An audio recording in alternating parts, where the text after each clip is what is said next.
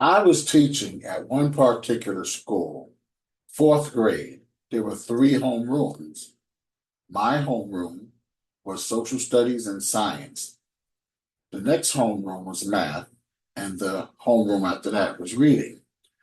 I, for a while, wouldn't understand how I had my students disciplined, controlled, coming into the room, putting away their backpacks and their jackets and sitting down in ready position, ready to learn with their pencils, calculators, papers, notebooks, ready.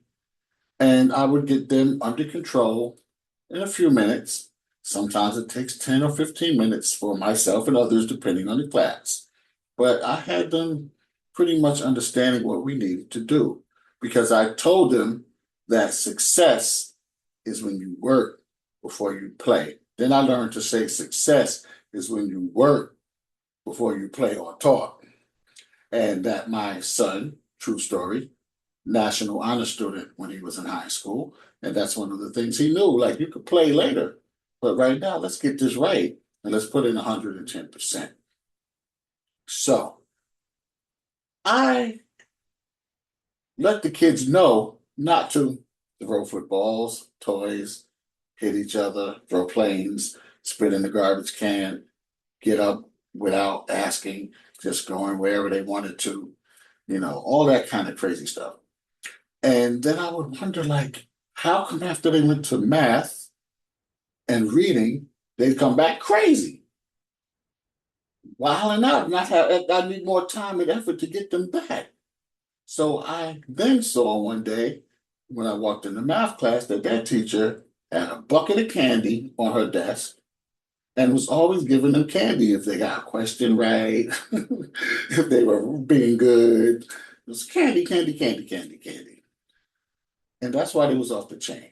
But then they would go to the reading class, and this teacher in the class and in the hallways throwing footballs, playing catch with them and stuff. And I'm like, oh, I see. Now, that one of the particular teachers, I'm trying to be a little bit correct, politically correct.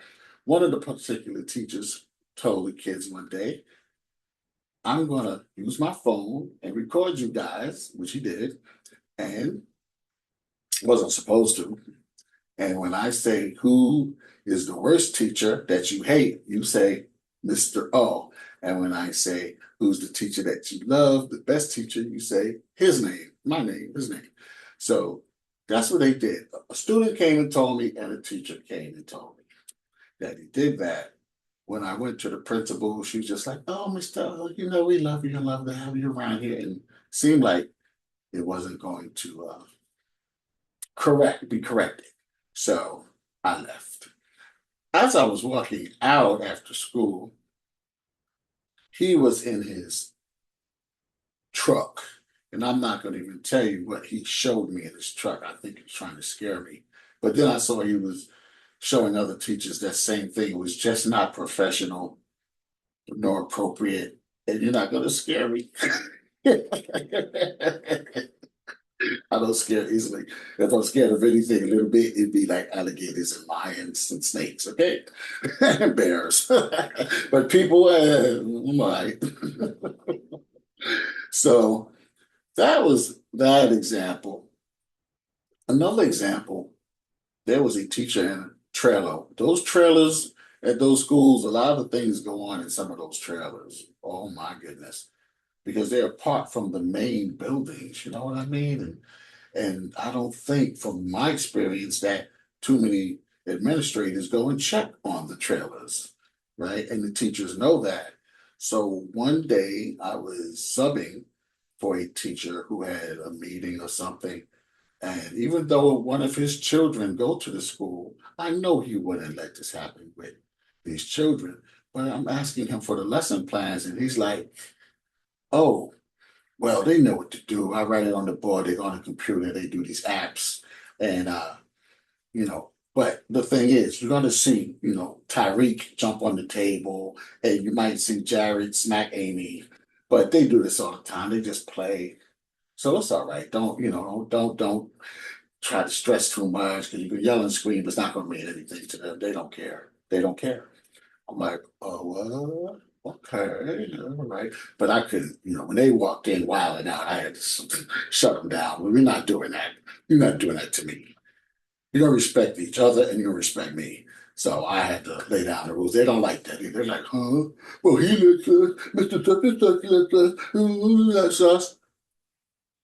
Another time, I was subbing in another school. Now, I just want you to know, I like subbing sometimes because I'm a free agent. I can come and go as I please, right? But I have taught for 17 years. I have been a head teacher several times. Okay, all right. So I'm subbing, and this lady tells me, okay, they know what to do. It's on the computer. That's the problem. Everything's on the computer, right?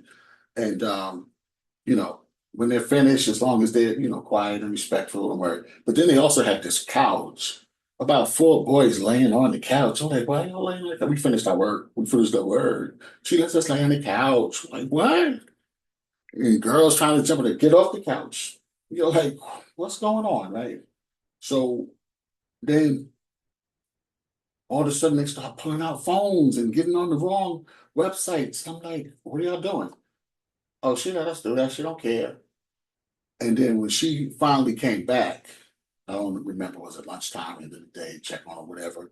I'm asking about the phones and the computer. And she's like, really? And that was like performative. You know what I'm saying? I could tell he was faking the funk, right? Oh, really? You guys, I know you didn't do that to Mr. O. Oh no, that's not right. Don't do that to him. Okay, y'all know y'all ain't supposed to have your phones out and make sure you on the right computer app or whatever, right? So I was like, wow. So it dawned on me that, oh, she don't teach them too much. Like she lets them get away with murder because I could tell she was cool with the clique. And in some schools, there's a clique with the teachers are cool with the principal, vice principal, and all of that. So nobody's really gonna get in trouble for not doing anything. And it's just a time I see in schools where either there's free time given when it's not supposed to be given because most kids can't handle it, right? Or there's a time when the teachers just burnt out. They like give a little something, let them do what they want to do. And I understand that because we get stressed as teachers. And with me, a lot of teachers don't like the fact that the kids like me. I'm fun, I'm funny, I'm hip hop, I'm cool, or whatever, right? But at the same time, I make sure they get their work done before any thought of free time can happen. And if I did give them any kind of free time in the last 10 minutes or whatever, if they mess that up, they know. Don't ask me for weeks. I don't want to hear it. Because when they get in trouble, I get in trouble. Right? When some kid hits another kid, when some kid's on the wrong website, it's coming back to me. It's coming back to the teacher. But there's other teachers that they just let them do what they want. And I'm like, it's not fair because you're, in many cases, somebody's parent, and you would want your kid lacking education, because you're being nonchalant. So why would you do that to other people's children? But I understand the burnout, teacher burnout. So yeah, just wanted to share that with you. I just think with all these things that keep coming up in my 17 years of experience that I like to share, you know. And that's all I'll say for now because I could keep going. Thanks for listening. Like, share, subscribe, especially with anyone that wants to get into education. Mr. O, the hip hop teacher, yo. Thanks for listening. Gotta go. Peace.